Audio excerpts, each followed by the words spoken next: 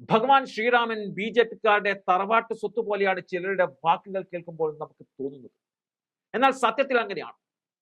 B J പിക്കാരുടെ മാത്രമാണോ Sreeraman? B J പിയിലല്ലാത്ത കോടിക്കണക്കിന് ജനങ്ങളുടെ മനസ്സുകളിൽ ശ്രീരാമൻ വസിക്കുന്നു.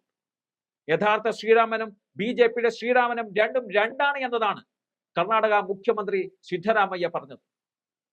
കോൺഗ്രസ് വിശ്വസിക്കുന്നത് ഗാന്ധിജിയുടെ സീതാരാമനിലാണെന്നും ബി ജെ പി വിശ്വസിക്കുന്നത് ഗോഡ്സെയുടെ രാമനിലാണെന്നും അദ്ദേഹം പറയുന്നു.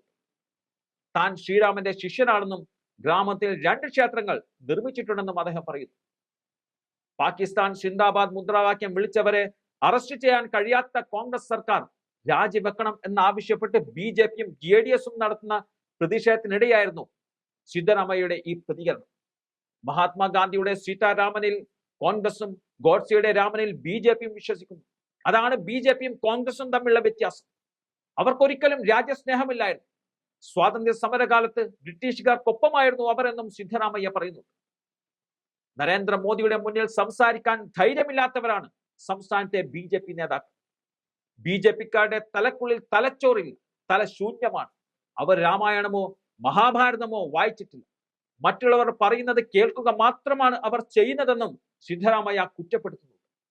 നിയമസഭയിലായിരുന്നു സിദ്ധരാമയ്യ ഇത്തരത്തിൽ കടുത്ത രീതിയിൽ ബി ജെ പിയെ നേരിട്ടത്.